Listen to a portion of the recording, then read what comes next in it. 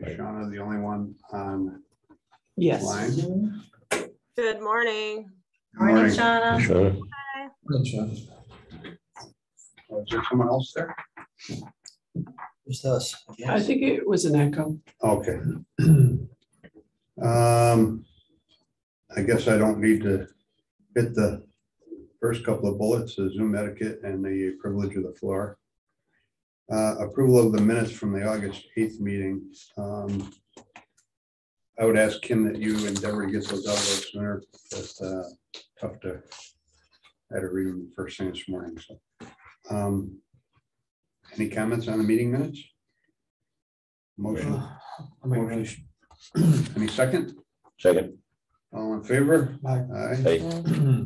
Any opposed? So moved.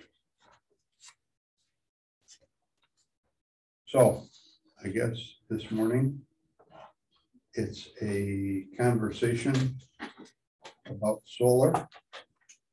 And I don't know if you guys or you people talked about this at all at the last meeting or whether you just heard the presentation. You heard the presentation from Bob, and then Bob DiCarlo was here, so that was fortunate. Then we kicked it around a little bit, and I think and so I was looking for the minutes. We made a decision to do some redlining, do some correcting, and I guess what came out with the agenda for this meeting was the results of that redlining, right? Mm-hmm. Mm-hmm. And whether it covers everything we talked about, I really wasn't able to check them, but it seemed that a lot of the items we talked about were covered in the revision. Right. Well, there were some things in here that, regarding siting, whether in the zoning districts themselves, whether all these zoning districts should be allowed throughout the whole tier 1 to tier 4. Before we get into reviewing the red line document, could I ask a basic question? Of course. Why do we want this in our community? What? Solar. Solar. I Oh, don't think we do particularly want to encourage it. I think we want to legislate around it so that if it's going to come somewhere, it's going to go in controls. particular places. Why do So we, all right, to that I point. think we're essentially attempting to discourage it because we've already got some things on the books that discourage it a little bit. So to that point, I would have to ask the question, or begs the question, why allow it? we already have it. Why allow any more? Precedent. It's there. If you tried to deny somebody else, they can point at several facilities in our town and say, you got them already. I'm not sure what New York has to say about it either. Well, that's the other thing, that especially with the tier 4. Tier 4, fire, yeah, you don't have to say it. you have no control over that at all. The state can say, Help me with tier 4. That's the that's huge very ones. large, the 50 acre. They just put them wherever they want. Huge facilities, Tier 4 is the type of solar plant then. Well, no, it's Size. yeah, they're looking at Size. size, yeah. Mhm. Those get imposed upon you rather than you. Imposed by the state. State. So The we Office cannot of Renewable, disallow them. Yes. the Office of Renewable Energy Siting, ORES, they have the say at where those facilities can go. If somebody came in and said, well, we want to build one on wherever, pick the road. Yeah. We're going to build and there's a site available, enough land area. And they petition the state for it. They say, it sounds good to us, build it. We have no control over it. I mean, that's one of the reasons why we should push this forward, is to try to get some of this into that process. But So to that example you're talking about, and I'm just educating myself here because I missed the last meeting, but to your example, does the state have regulations that would supersede anything that we were to write anyways? I don't know how that would work with Tier 4. tier 4 For sure. But It's Article 10, the state can just allow it, basically. But going back to your original question, John, it's nearly impossible to just prohibit a land use. Like, I'll use adult recreation. Yeah. It's a perfect example. Okay. You don't want adult recreation all over the town, right? Yeah. But you're not allowed to prohibit it. Mhm. You're not allowed by state law to prohibit it. So there's actually a very small area near the airport where somebody could establish an adult recreation or adult boutique or whatever. Sure. Same type of thing here. It's that we're not saying that you can't do it. We're just saying if you're going to do it in our town, you need to be aware of X, Jumps Y, and Z. hooks. Yeah. And do the state rules and regulations supersede whatever we may write? For the highest tier, the Article 10, the level 4 is what Level they're 4. calling it. But it's the state Article 10, yes, would supersede us. Also, I would imagine that some of our grants applications might be affected if we aren't somehow. Yeah, because we are a clean energy community, and Yeah. climate smart energy community, so, and we have the unified solar permitting, and there's a number of things that may be negatively impacted. And I think that truthfully, I'm pretty sure we'd get sued if we just said we're gonna ban it. I mean, Yeah, it's that's, exclusionary zoning. yeah, Mhm. that becomes nearly impossible to do. Although, I mean, we already have, we had on the agenda last month for the town board, somebody misunderstood the billing for the solar. What was that? It was, Well, so let's be clear about this. So, so the town in 1997 opted out of the solar exemption, and the town board has repeatedly, multiple times, including the last town board meeting, upheld that, saying we are not going to grant pilots or exemptions for solar systems in the town of Canandaigua. A lot of municipalities do grant those. The county also grants those through the county IDA, and a lot of times the local municipality has little to nothing to do with it. So again, our stance last month, that resolution that we passed is putting the county on notice. We don't want these, we don't accept these. They have it in their filing cabinet essentially now. And I just had a conversation with the new IDA director, and it's like, okay, that's hard to go up against. But you also have to understand these solar companies coming into town, they put extreme pressure on us. I can't even tell you the number of times that I've been cussed out, hung up on, screamed at, yelled at, threatened, you name it, by solar companies over and over and over again. Classic example is the one up the street here, that the ag committee found that is valuable agriculture land, right? And so the planning board could not issue a special use permit. That's honestly what I love about our current solar law. That actually has a lot of protection in it because that piece is in there. We're the only municipality that I know of that has that. The planning board cannot grant a special use permit if there's a finding that it would be a loss of valuable agriculture land. We're very, very unique in that. And solar companies that's where they start screaming at me and everything else, because they're saying, well, we don't have to do that anywhere else. So I'm like, good, I'm glad, I'm happy. That's the whole point of it, Somewhere else. right? Go somewhere else then, if that's what you want, right? Way over there. So that makes us very unique. And then the other thing that they always try to do is they come in, try to get approval, go through the process, and then backdoor the pilot. So it sounds like we're all on the same page that we frown upon these. And we just got to go and make sure that our zoning is restrictive in allowing them. But there are cases where it certainly does make sense to allow them. The one on Monks Road is an example. I know that there's a view shed. That's still an opinion though, Doug. Well, but no, from a a view shed, I understand there's an issue, but from an agricultural perspective, it wasn't a loss of valuable agricultural land. It actually allowed the farming operation to stay in business. So from that perspective, it was a positive. That it allowed the farming. The one that got The city permitted- dump was right. City dump another one is the example. one that that makes was sense ideal. too. Yeah. What else could you put on it? Another one that's a good example, even though it hasn't been constructed, but it was approved, is the corner of Andrews Road and North Road. Remember, they originally came in, they wanted to take all that horse pasture out and put in those solar panels. We said no, but we allowed them, we gave them approval to do it in all the scrub brush around the actual field area. So that way they got both the benefit of getting the solar panels as well as keeping the land, the valuable agricultural land, the farm fields, etc. So there are some examples where. All right. However, the overlaying question that I have is, was there any conversation about what do they do with these solar panels when they've? Yeah, We did talk about that. Yeah, we played that up. What do they do with the panels? They What I recycle. saw here is that they give it to The the magical recycler to gods take care of it, recycle. but Yeah. they didn't It's like the specifically, lithium battery. in our red line, it doesn't specifically say what do they do with the panels. It just says that you give them to a recycler and they take care of it. It's their responsibility. Well, the decommissioning plan that you guys review actually goes into depth with that, right? Yeah, it does. Can you give me an example, what they say? Well, they don't say it's sold to ABC Recycler or anything like that. Or they say It's what they do to recycle them or anything? No, they don't say that. They don't get specific. They just say that it goes to It X, goes Y, to Z, and they recycle and they are recycle. recycled, yes. Can't recycle. I think, can I say something about that?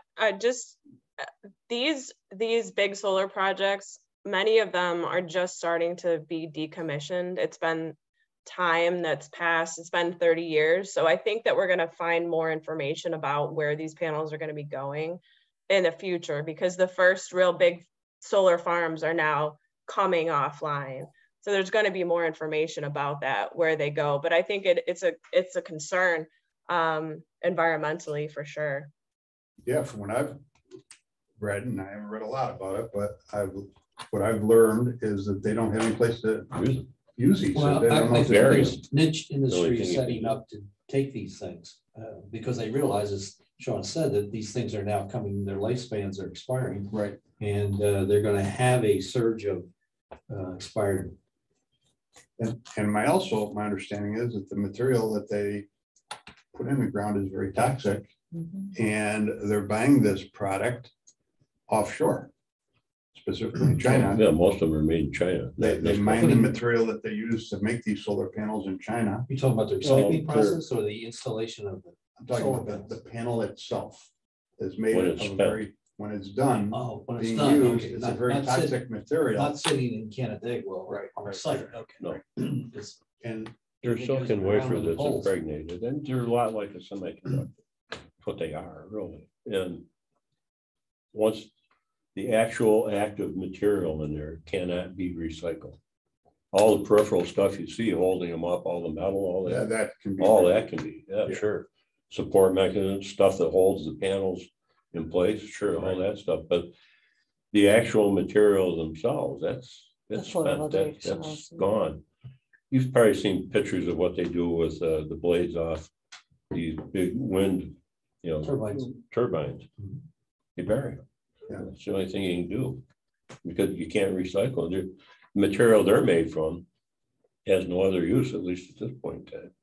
I'm also really concerned, and I don't know if there's a way that we can prohibit the solar battery sites. That's what I'm most concerned about, because those are, the size of tanker trucks or Enormous. containers, and they work round the clock, and they're noisy and unsightly, and that is a big concern of me, because I think that's going to become the next thing that's going to be really pushing is this solar battery storage, especially because our grid, as we talked about before, may or may not be able to accept all this energy. So The batteries themselves, probably, there are people working on recycling batteries, trying to retrieve some of the materials that are in them, cobalt and nickel and some of the precious metals that are in there.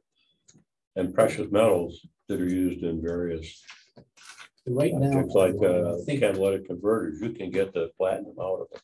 There are people that do that. I'm not talking about Extract recycling. I'm talking about just building a Building site. with Like batteries, that's yeah, what an actual I'm. site. concerned Oh, they're about. huge. Yeah, Yeah. they're gigantic. That's But you can stow them, either under or parallel to the, Well, but right it now, takes up when more you- space. I think these purveyors of the product, the solar systems are usually looking for a site that is probably close to a substation. Mhm. Okay, and that sort of limits where they can be. Mhm. Now, batteries allow them to be Yeah. anywhere.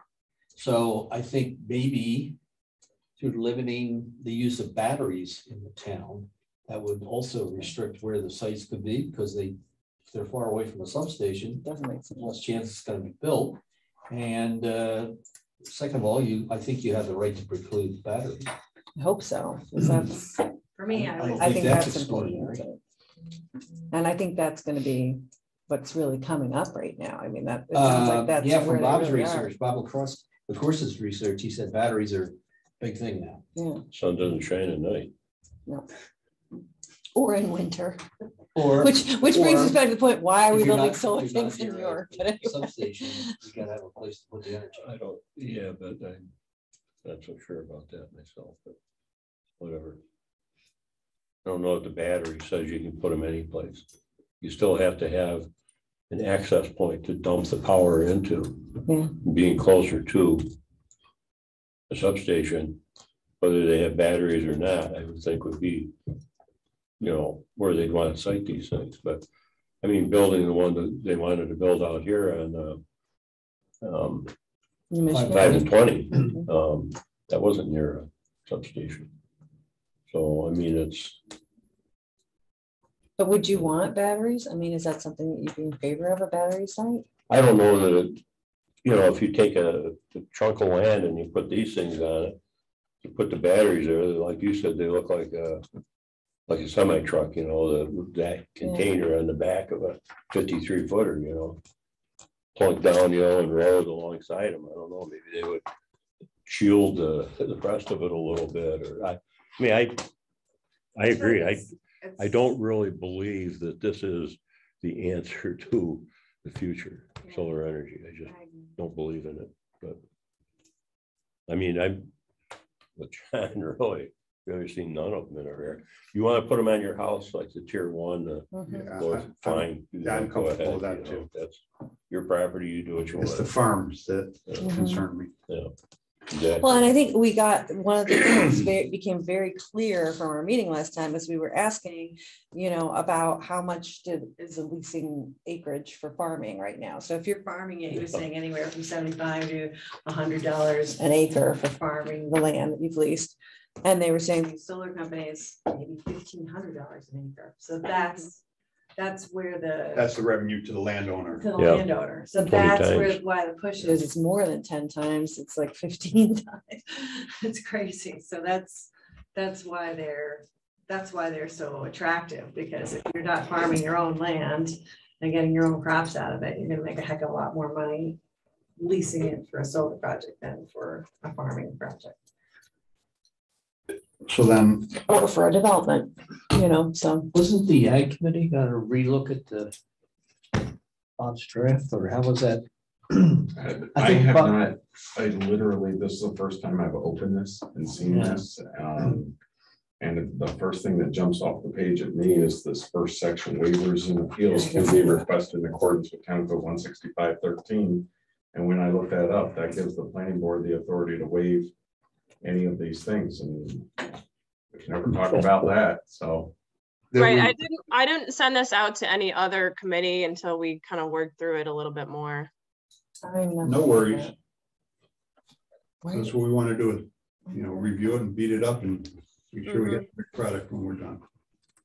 So asking my fellow committee members, the idea here then in summary is that we can't restrict these, prohibit these, let me say that. I can't prohibit these, but we want to make it restrictive.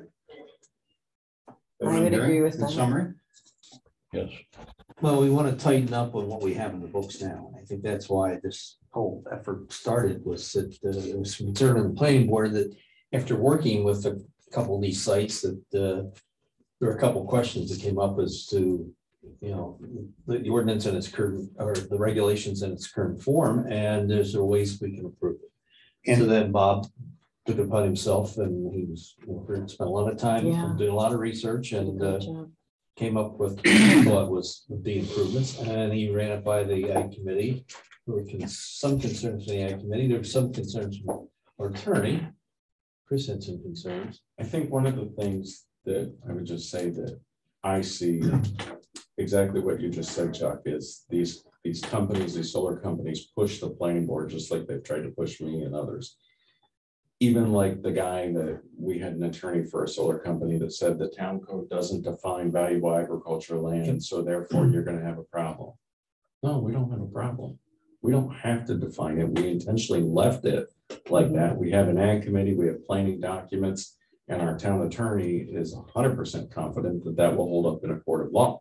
So we have to also keep in mind that, I can tell you that the town attorney spent a ton of time on this. The town attorney and I attended many state training sessions when we originally drafted the law. And I'm not saying it shouldn't be tweaked, but it certainly doesn't need to be thrown out. Or, you know, it's not throwing out the baby with the bathwater here. It's yes, there I might think it's need to one of be the some better tweaking, but it's actually pretty good, and it's gotten us to this point to really prevent some of these strong-handed companies from pushing their way into the town. So that being said, Doug, we have an ordinance relative to solar now, Yes. Oh, yeah. Oh, yes. Oh, yeah. and this document that was sent out does not reflect that. This changes it. This changes it. So should we go back and review the existing ordinance then and tweak that to achieve our goals as opposed That's to? what we read. Really, Bob. that's kind of what this was supposed to be. So the things that's read out there is what's currently the law, the Okay, law. so that was my question. Yeah. So this is the ordinance Yes. Yes. that somebody tried to tweak. But there's a lot of changes to it. Yeah. That we just need to be careful about. Yeah. To make sure that we're not opening things up. Like, for instance, this waiver. I would say that the introduction of the waiver for the planning board really opens this up, because now the planning board has the flexibility to waive any piece or part of the ordinance that otherwise did not previously have. They have that right as the town board anyways, don't they? No, They no, cannot. no, They cannot override an ordinance once it's approved. no. That's the role of the zoning board. Only if Right, the right, ordinance right, allows right, for it. right. So I think what Doug's saying Yeah. is, do we want to allow it here? Yeah. But I think, Doug, you'd mentioned that there are situations where there may be some flexibility in the planning board in terms of a farmer who, you know, he needs to get some solar on the property to be able to continue to maintain the rest of his property. And, you know, we want that flexibility, but Well, again, setting again the view shed piece. That's exactly what's already happened with the current law with the Monks Road piece. The Ag Committee said that's not the soil. They did the whole soil analysis. They said that they aren't significant soil types. They're highly erodible. It's a steep slope. They actually recommended to the planning board to go ahead and allow the solar. right. But then the issue on that one came up to be the neighbors at the back who didn't want to look at the The back. view, of this. the Yeah. view. That's a View. different So I story. think- Right. Yeah, I think that's one of the things we've tried to, Bob's tried to correct or allow for in this revision. So all this being said, should we forego conversation on this until you've had a chance to review this document? Yes. Well, I Yeah, do think too. we I think we all that. need some time to review it. You Yeah. haven't had it very long, so, as you said earlier. Yeah. There are things, Babs, the notes, the minutes from the meeting that Kim gave us, he talked about these various tiers. Tier 1 and 2 are residential, 3 is town level, and 4 is state level. The back page of this thing has definitions for what the 4 different tiers are. And 1 and 2 are basically, residential, although 2, I guess you could argue a little bit about 8 acres. But 3 is solar energy systems have greater impacts, systems of up to 5 megawatts or a facility area of up to 40 acres in size. I mean, that's something that we certainly want to, look at. And the 4th one, if the state comes in and says it's going to be done here and that's it. I would argue that if we have a good, strong solar code, which we do really right now, that in that whole effort, you could argue some of the points we have in here and at least try to get, if it's not already contained in the application, get some of these thoughts into it, but Yeah, the buffer zone. Yeah. Just, the number 3 is the one that really is, to me, the concern. big, 40 acre or The something. level 3. That's something we really want to. So maybe we can talk about what from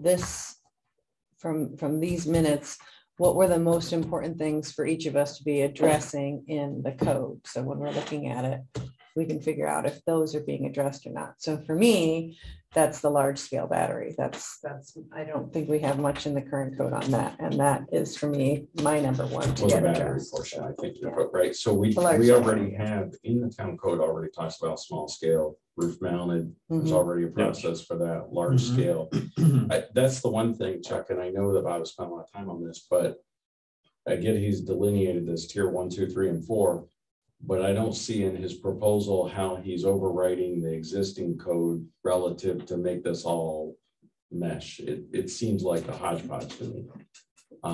Because you're going to be introducing this tier 1, 2, 3, and 4 when there's another section of the code that already regulates the roof mounted solar energy or the large scale solar energy. This stuff has got to be all brought back together. The other thing is, I Mhm. said earlier, I really think the siting where Mhm, we allow these, because right now it's practically every zoning district we have. mhm. And I don't think we want them in the AR1, AR2, AR3, we already have one. The one down by then Monks Road. But, you know, industrial area, yeah, industrial. But plunking these things down, if there's a chunk of land that's 30 acres in size in AR2 area, which is agricultural residential, there's a lot more residential, as we all know. Mhm. I don't think you want that next door to somebody's house. You know, I wouldn't, I know that. Nope. You think it makes sense, since Chris Navler spent so much time on the initial draft of the original legislation, that he maybe massage this? I think it could, but it's going to be impossible for Chris without direction. That's what I'm saying. I think we need to identify our This sort of priorities needs on to it. get some direction on what it is, because I almost feel like in some way I hear the conversations about being more restrictive, but then when I read this feels a lot less restrictive. So what is the real direction that we're trying to go? Because I'm not clear. on that. Restrictive. Restrictive. Yeah. But that's not what this says. Well, you take that number one, waivers and appeals out Out, yeah. immediately. I don't think, I think the majority of the town board would also want it And more restrictive. I also would like to see a plan more than just giving it to the recycler as to what we do with the, Decommissioning. yeah, with the material that's left over. I don't know if you can dictate that, really, can you? I mean, I'd like to at least see a plan and, you know, what they're gonna do with the product when they're done with it. What do we have in there now on that? Because we've got something in that. There's a pretty significant decommissioning. yeah, but it doesn't address what happens after decommission, that the parts and pieces are how they are disposed of by the recycler. Maybe I'm playing this. I don't know. Yeah. The other thing that I noticed in here that I kind of want to just briefly talk about was I guess it would be page 3, item number 8. It talks about a security bond. Yeah, Mhm. I don't know. we did talk a lot I about have that. no idea what a security bond is. Well, I that's know to what a provide sure- for I know the what a surety bond is, Yeah, or a performance bond. that's what it should be. I don't know what it is. Yeah, that's not the right word to use. I don't think it's the right word. That's why I bring it up. But we did discuss that, and you know, that initially, the original code that was written years ago talked about having, you know, that money set aside in the form of a bond to decommission it. But the first code that was written didn't address inflation. Mhm. Yeah, we talked about Yeah. They that. say, okay, it's on gonna the cost initial estimate. $100,000 to take this Mhm, down in 20 mhm. years.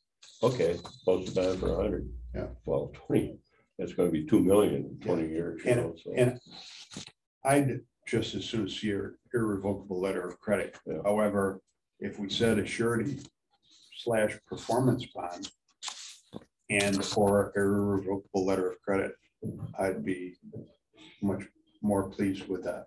I think, does it say in here someplace about that being revisited every 5 years? Yeah, we talked Yeah, about there that. was to ratchet it up.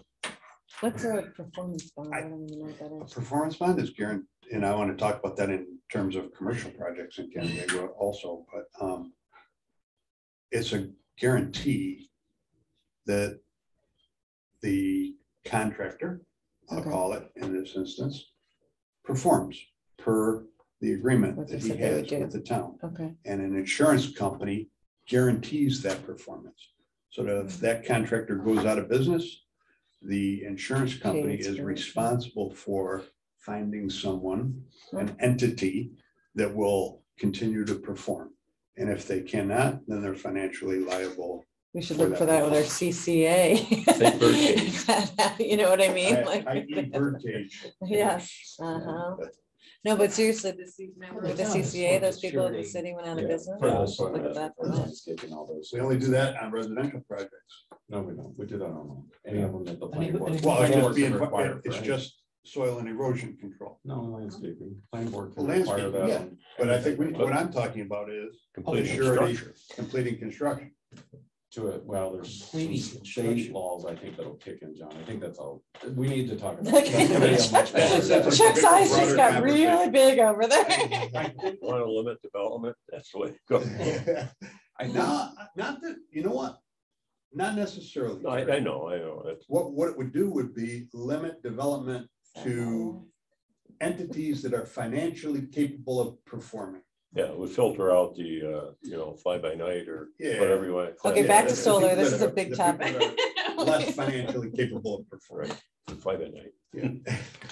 So one of the things, going back to solar here for a second, I just want to point out that I don't know, Sean, if it was missed or Chuck or what, but there's two sections of the current town code.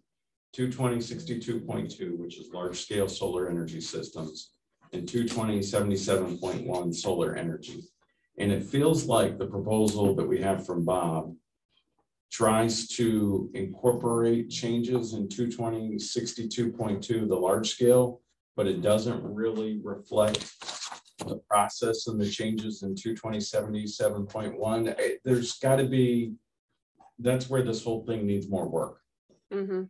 Between them two, right? That's what I'm hearing you say. Yeah, because 220.77.1 Continuity. is solar energy. That's the whole Right. section about small scale systems, the large scale, and then that's Yep. where you talk about the process, the zoning districts, the abandonment. So like, for instance, and this is what I don't understand about the red line version in the current code, large scale solar systems as a special use are permitted in the AR1 and AR2. But the red line version that we have in front of us says that's being added in. I don't understand why some stuff is redlined and not, and it just doesn't make any sense to me. Just a first How step. would you recommend, Doug, we proceed forward with this? I think it actually has to be a true copy of the current code with true red line changes to whatever is being proposed. I don't understand the Word document that's been attached to this. It's not to say that the stuff's not bad. I mean, we can certainly talk about the general concept of the red line changes, but these changes have got to be incorporated into a true version of the code so that we know what's actually being changed or not. Yeah, if you're changing something, you guys should believe. Yes. Is that something you and your staff would do? We usually do it to bring back. It's good. I mean, this is pretty extensive, right? So maybe the best thing is for the ordinance committee to at least review what's here, give us some feedback in terms of what you like, what you don't like, and then we can go back to a true code version and bring back a red line version at a future meeting. Well, why are we, I mean, I feel like our whole purpose is trying, our current solar code seems to be working fairly well with some omissions. I feel like we're taking a lot out of it as opposed to adding to it I feel like we should be adding more than we're removing is what I'm saying. So, but Well, I think if you dovetail in what, what's being suggested into the current code, you'll see that we're adding things. Well, I don't think we're taking them out. Now there's a lot of red line in it. About granting the planning haven't- board carte blanche for waivers. Yeah. That's something, yeah, definitely. Well, and then even like the decommissioning plan in the current code. To ensure the proper removal of large-scale solar energy systems, a decommissioning plan shall be submitted as part of the application. Compliance with this plan should be made condition of a special use permit under this section. Decommissioning plan must specify that after a large-scale energy system is no longer being used or is inadequately maintained, it shall be removed by the applicant or any subsequent owner. The plan shall demonstrate how the removal of the infrastructure and remediation of soil and vegetation shall be conducted to return the parcel to its original state prior to construction.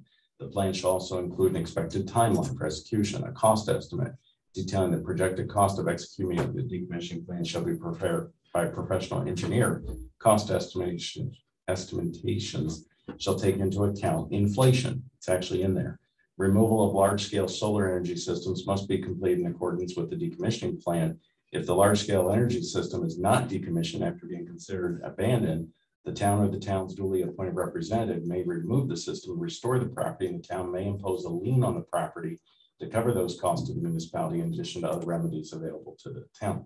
So, I mean, and I say that because I feel like our current code has a lot of the stuff you guys are already saying you want. Mhm. It does.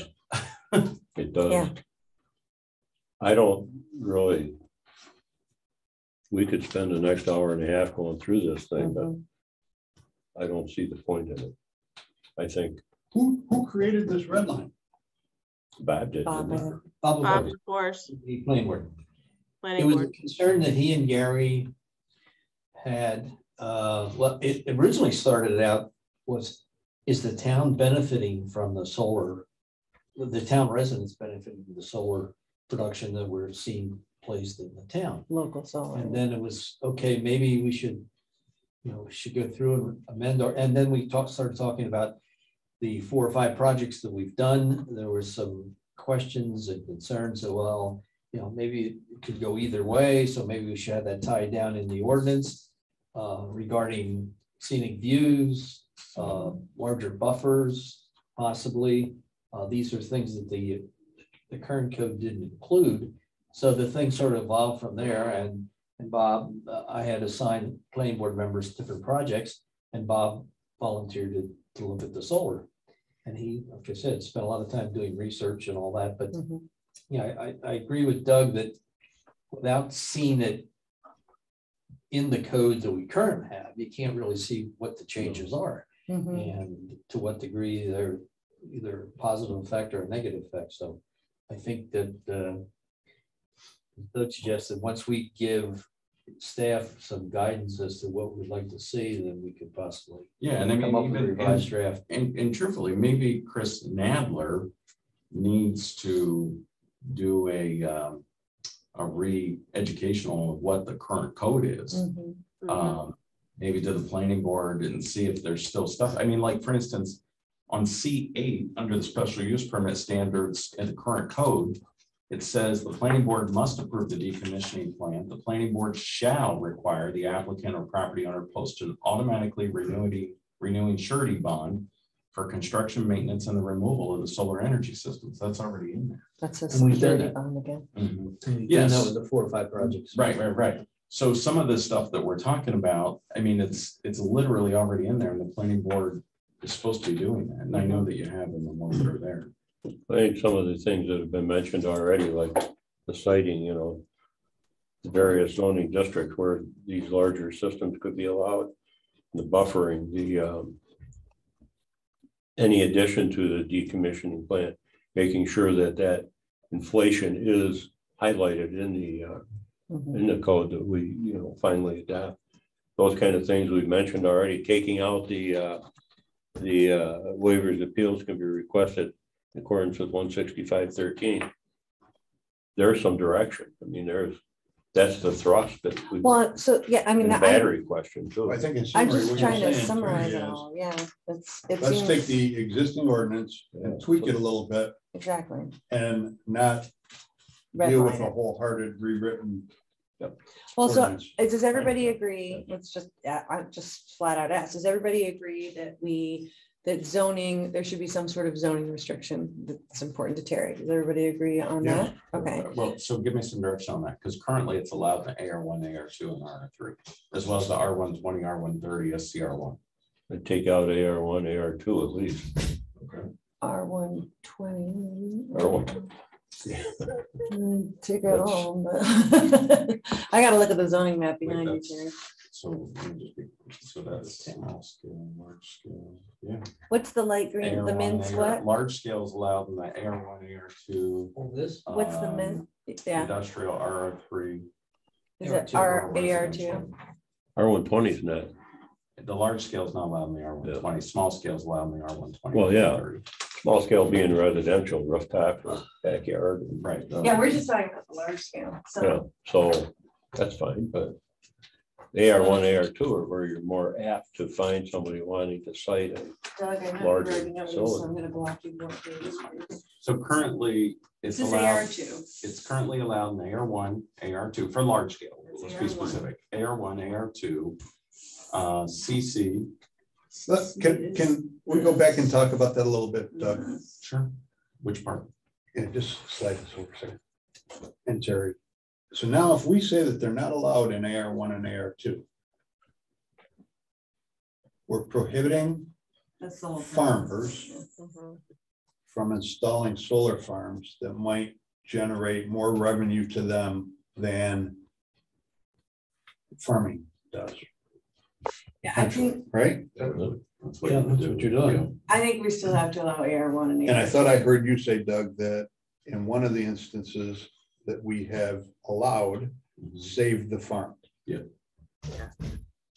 So I just want to revisit that and just say, are we sure we want to restrict it in those areas and not allow? I think it's these smaller ones that, is it already restricted in like SCR1?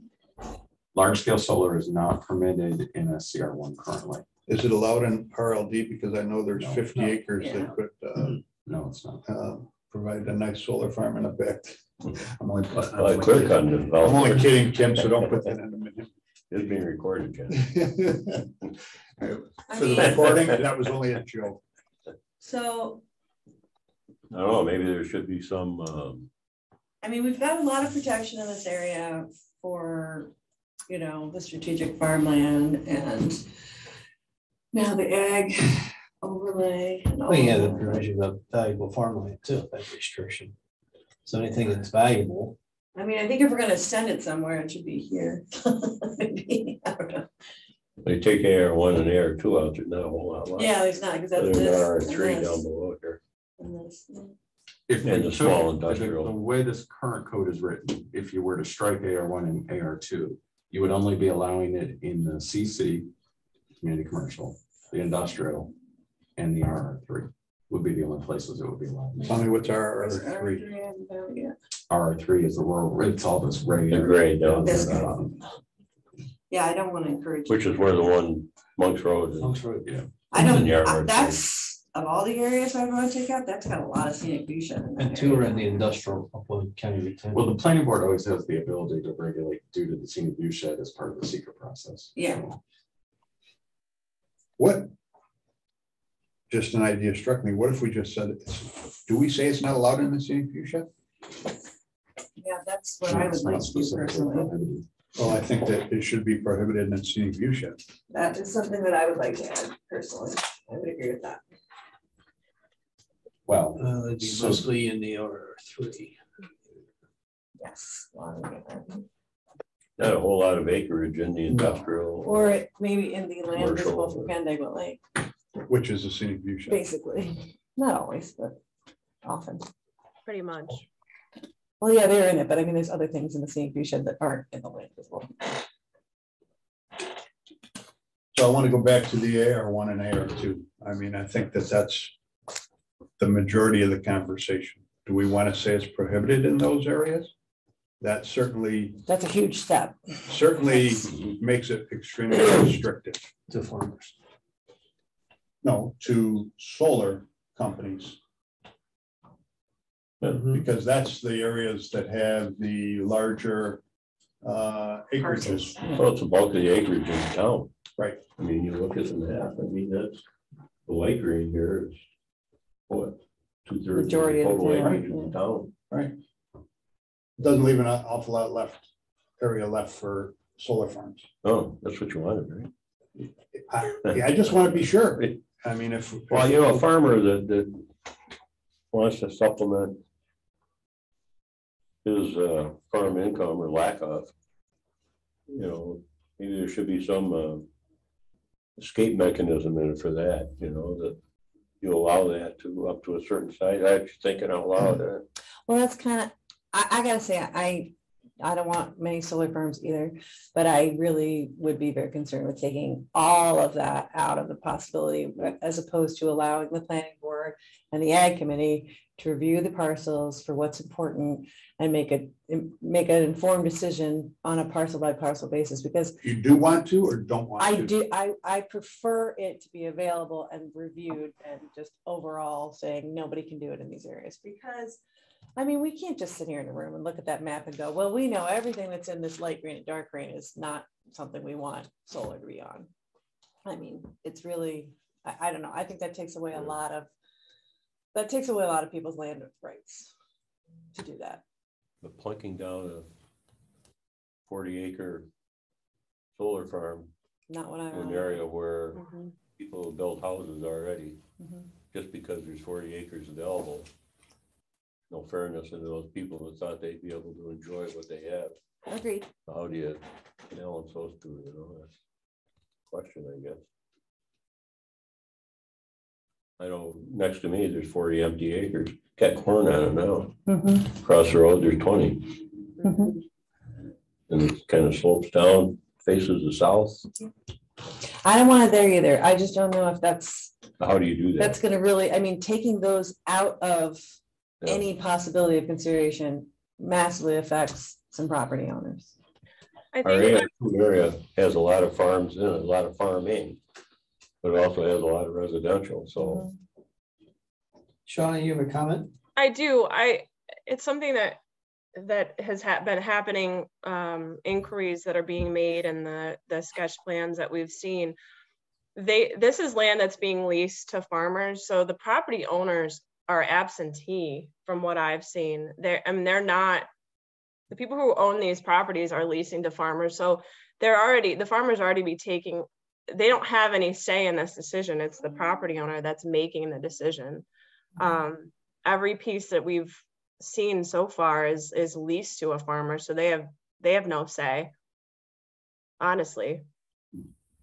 Well, that's true, but I Actually, think if you that allow that's, it, you're hurting the farmer. yeah. Right. I mean, you're taking away their leasable land. But it's that extra step. They don't own the land as it is. So that's the hard part. Yeah.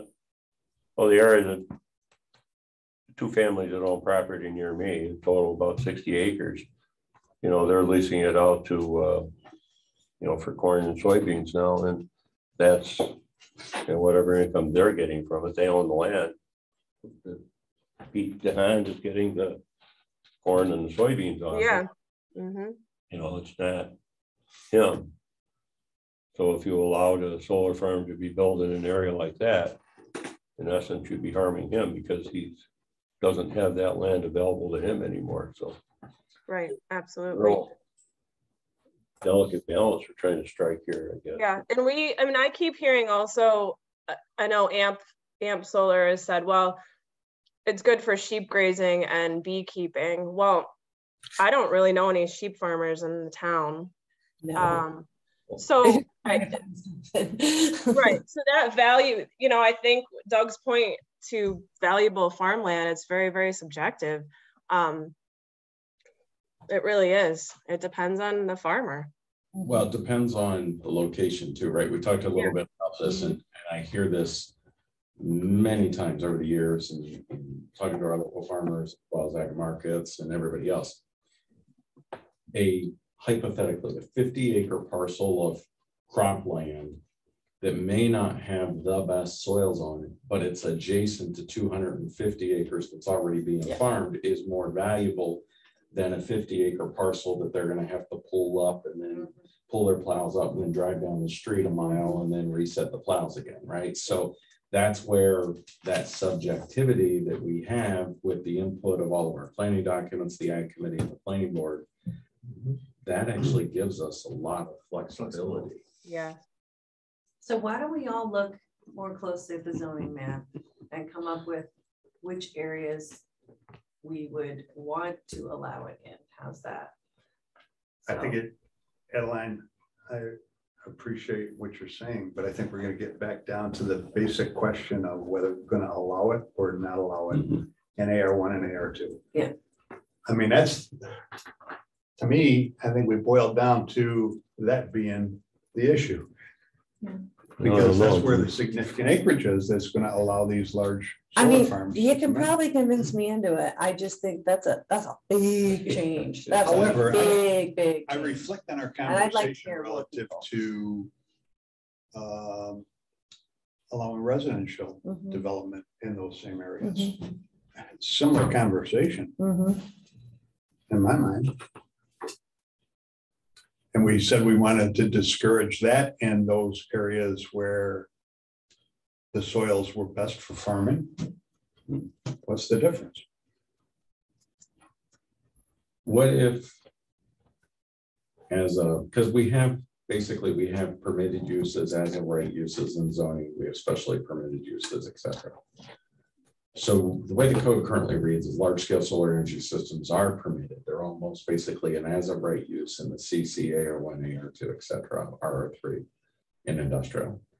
What if we take it out, AR1 and AR2 out of that section, but we put it AR1 and AR2 under the special use permit and then have parameters, have guidelines associated with it so that the planning board may grant a special use permit in the AR1, AR2, provided it meets all these conditions, whatever they are. That makes sense to me. And do we want to throw that, was it RR3 in there as well?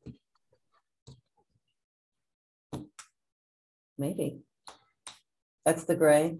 That's the gray A area. lot of the RR3 is protected in that sense with the If Can you you do shit? exclude Anyway, see but SVOs. yeah, why not just include it and make it Yeah. a special use permit? I think that makes sense. So then we'd have to give So them that's some getting reviewed. details Get to about get into What the parameters are. what the parameters are. Mhm. So that's good. I mean, we can go, I can go through Bob's stuff with Shauna and then we can circle something back to Bob and we can research what some other places have. I mean, it's gonna take some time, but we can. Have there been issues with the current regulations, Doug, that you've seen in talking, having these discussions with potential developers that, boy, I wish it said this, or I wish our code was clear on this, or is there anything? Well, I mean, this is our chance to. Here's what I We're would not say swearing at is, here's what I say. Shauna and I sat in my office with a representative from a company not too long ago. And he was pushing so hard and I said, listen, let me make it simple for you. I'm glad I'm not you. It's like climbing a cliff. Do I make myself clear? Because he was trying to put he was just trying to wipe out a farm. They're like, we don't And want put- you. yeah, right. Here's all the hoops you have to jump. So it's not, we're not prohibiting, we're not a flat out Yeah. prohibit, No. but See if you can There's find greener enough- pastures. right. somewhere else. Climb that cliff. Or browner pastures if you want to put a solar. where did they want to put that? which one was that? That was, Michigan? that was That's New Michigan. There's two, New Michigan and County Road 30. PBR. Yeah. They wanted to take up a bunch of the farm field that And we there had was just another one out protected. there too. Yeah, I think they're gonna be coming back. They're not Yeah. giving up, they're pushing. We didn't discourage you? I thought we did it. to plan. I don't know. Well, I think that sounds like a good Yes, I course agree. of action. And that's a lot of work. Will it take more time than the next meeting? And I don't mind you saying yes. So if it's, Probably because it's also budget. Yeah, season. there's no. Yeah. no So I don't see where this We've is been working on this. Forever. Do we want, so that addresses Terry's zoning question. Do we want to also address, you had said buffering and scenic view Yeah. shed and large scale battery? Yeah, think so those are we the other could, main things we and were talking those I think are some of the things we need to Yeah. pull from some of Bob's stuff. Yeah, there's some metrics that Bob has. Now, there is buffering already, screening is what it's called in the current code. So, maybe there needs to be some further tweaking and definition of that. I think he was talking about a hard number, 50-foot buffer, I think. They talk about 50-foot zone comprised of densely planted trees. So when you say densely planted trees, what does that mean? I mean, you go down and look at on Monk's Road, the screening that's done there is pathetic. Yeah. Well, that's I the mean, that's problem. just, there's a tree every 50 feet, maybe 20 years from now, there'll be, instead of the crowns of the trees being 50 feet apart, they'll be 30 feet apart, but you still, Mhm. there it is. We had the same You problem. you drive up 21 and you get up to about where Randall Standish is, and you look across, you see this big gray thing on the side of the hill. That's a solar farm. I mean, you can't screen from above, obviously. But, you know, out on County Road 10. 10, we had the same issue. Screening. Yep.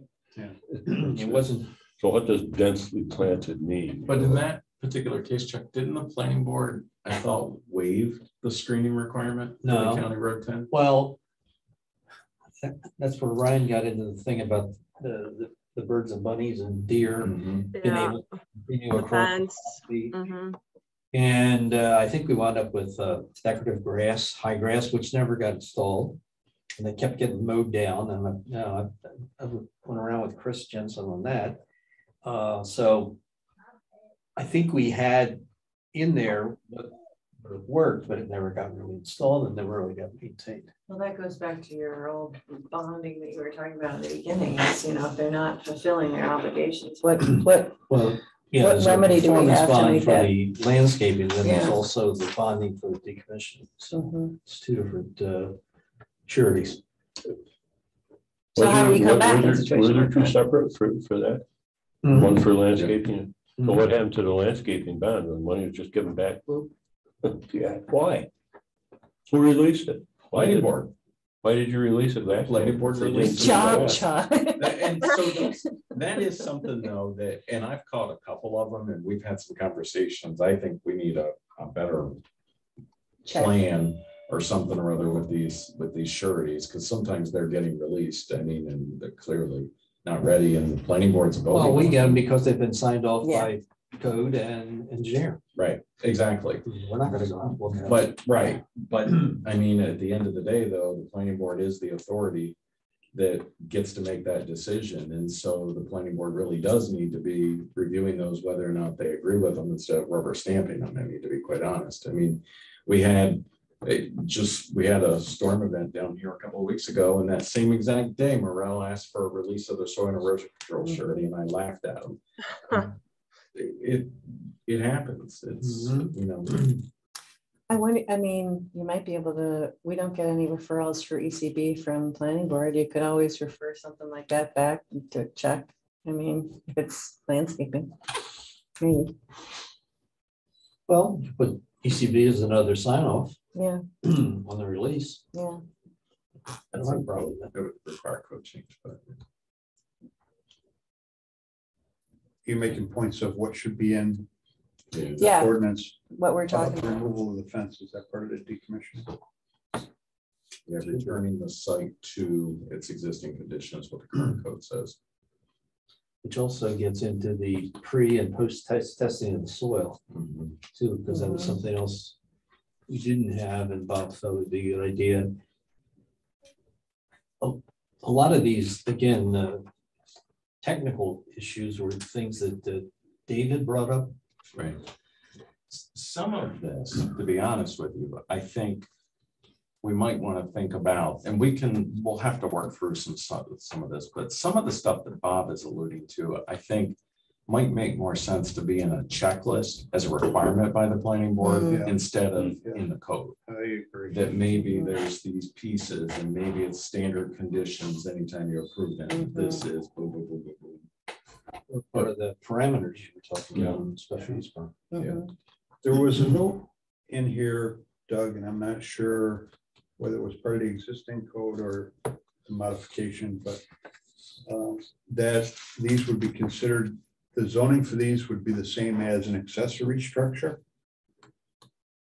And my question is, why an accessory structure as opposed to a structure?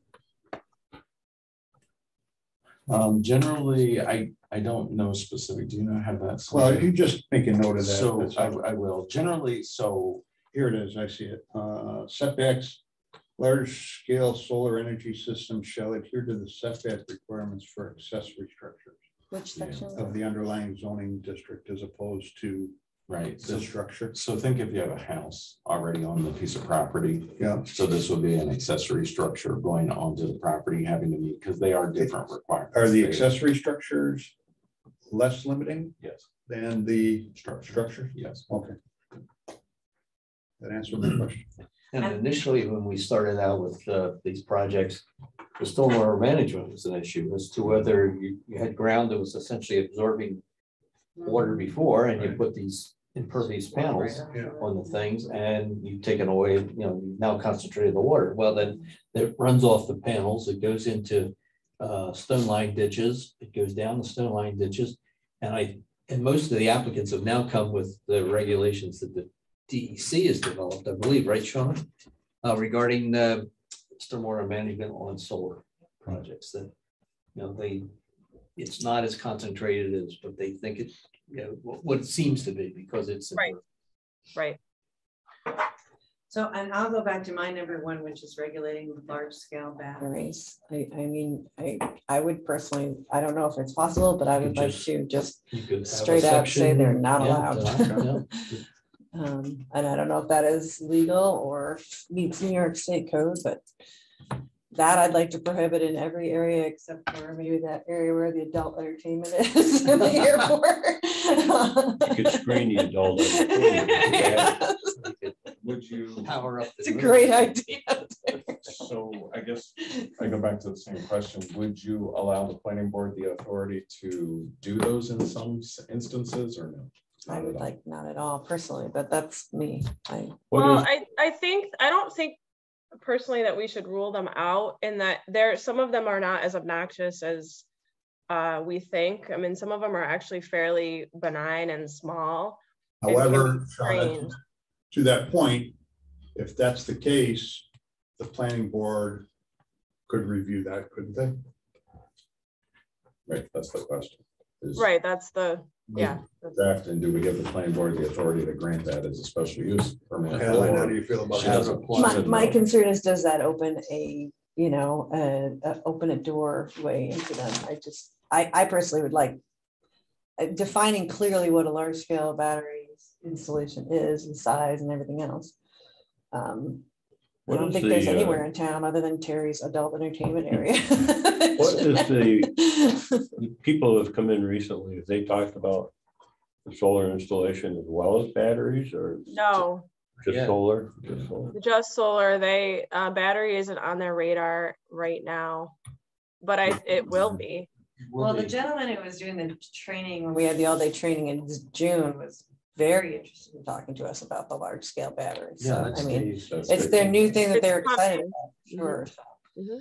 So What's his primary job, Doug? Finding places to site those? Yeah. You might have He works both sides. Yeah. mhm. I mean, Well, that the batteries certainly had a lot of expense. I mean, they're not cheap.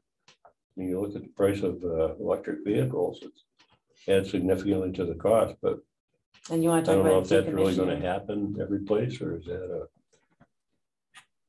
They're also, they catch on fire, and when they do, it's a real big issue. So there's a lot for us to look at. I'm comfortable saying no batteries. fine with me? And we can ask Karen and Jared how they feel. too. Yeah, ask Nadler if there's any, legal, as you said. Yeah. Well, we're gonna have to try to wordsmith some of these changes, and then obviously have them that we're doing them every day. Mhm. Make sure they're all legal. I think the bulk of this current solar code that we have is fine. There may be a few things in here that you take out and add into it. Maybe more Well, buffering, a few things with, It's, again, as we've worked with it, we've found some We areas that found some. yeah, that need some tweaking. not wholesale change, just Mhm. Oh, no. Agreed. I think it's more. Anything else? We good? Mhm. You done? Oh, the last one was just scenic view shed. Do we want to just address that through that district, or do we want Want to address it with, I don't think they should be allowed in scenic view shed. I would agree with that. No. But I don't know how everybody else feels on that, so. I agree. I mean, that takes out a lot of the yeah, our R3 area. It's similar to what I was talking about with the AR1 and the AR2, which Pushes it to the. I'm most opposed to is it what it does. in that area. Mhm. Okay. Okay, good. Yeah, and it has been an issue with the Marks Road. Yeah. I mean, it was the whole fight there was over the issue. That these panels are gonna block our view down the lake. You got 6 houses staring at the exact location that they put the panels. Mhm. And not to mention, Terry says regarding looking at, from the lake at the Mhm. panels. Same thing. Okay, Okay. moving on. The only thing I wanted to talk about now was the list of topics that we have to discuss. I wanted to see if anyone had any additional topics that they wanted to talk about. I have 2, but I wanted to ask everybody else if they had any first. I just want to bring one of the ones up that we have on there currently that became an issue with the planning board. Okay, we'll do that in a second. Okay. John? Okay, take care of yours. Any others that we want to add? I believe there may be a request coming from the Affordable Housing Committee, or team, but I don't want to preempt them, let them review it, but I think they're gonna have a request for a new law relative to Minimum housing. rent. There's been some stuff at the state level that allows local municipalities to do some stuff, and so we've been getting a lot of concerns from residents about rent-related things, so That's But- potentially coming. it's probably not ready to add to the list yet, because the team is still talking, so. I understood there was a code of ethics ordinance that Jared had worked on for a while and kind of got put on the back burner. Can anyone help me with understand that a little bit? Yeah, so the town code currently has a code of ethics that is codified in the town code. There is a problem with a particular section of that code of ethics because it relates to the county boards of ethics sitting as the town board of ethics, which is not permissible. Jared's version went a whole lot further, kind of like what we just talked about, and added a whole lot of new sections. And truthfully, I think that's why it got put on the back burner. At some point, it would be good to address it. It hasn't been a problem in the 8 years I've been So it's here, not a but- priority, but it's something we No. might want to put on a list. That's what I'm hearing. So Shauna, can we put that on a list, please? Yes. Am I muted? And no, I'm not. what I had was, and I mentioned it earlier on in the conversation, should we be talking about surety and performance bonds for new commercial construction? You could talk about them, sure. Is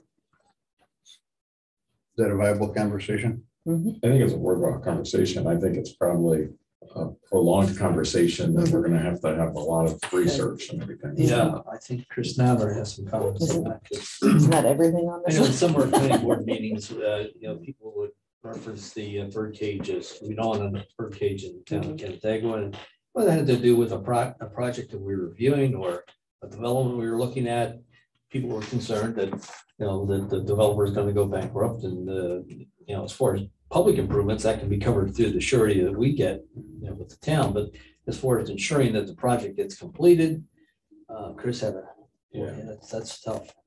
I've always You heard. can't that guarantee it. Basically, you can't do that. The only thing you can do is ensure the safety of the building. Make sure that nobody's gonna get hurt. You can, the soil erosion stuff coming off the site, but I mean, it's worth, let's do some research. Let's have some conversation about it. Okay, so we can add that to the list. Could you do something similar to what we talked about with solar here, that they post some kind of decommissioning, the building gets half built, that they have a bond set up that take it back down, restore it to its I original do think condition, that, or I do think that probably more so, this is an important topic that we should be having as we look at Uptown. Yes. Because that's where you're talking about the 4-story buildings, right? You don't Right. want steel structures that are just sitting there forever. So I do think it's relative. I know form-based code is on here. Sean and I have had some conversations. I think there's some energy stuff relative to form-based code and some energy stuff and some things. Sean and I both doing some traveling and looking at what other cities are doing. And I think there's some things we need to talk about relative to all of that. Maybe it gets wrapped into the Corners Code, honestly. I'd like to have a separate conversation about it though, and if we decide to wrap it in there. Yeah. That works. Can I mention that we can take one off because sidewalk maintenance, much as I love it, is on there twice. It's important. Yeah, No, that's doubly so important. there, took one up. And And- speaking of that, Doug put out a draft of how that would work, and I don't think we've talked about it yet, so. Okay. Maybe in a Now, near future meeting. the other thing I wanted to talk about was the priority here. And Chuck, you just mentioned that you had something that came up that. Yeah, number 5, the blue line stream setbacks. Yes, I think that's a that's something we can knock off. We ran into a situation at our last meeting where I personally thought the regulations were changed to have the setbacks, the 100-foot setback from a Class C stream. And it sort of went to a point and stopped and never got adopted. So it's still under the old definition of a setback being from a stream with 6 months worth of flow or something to that effect. Yes.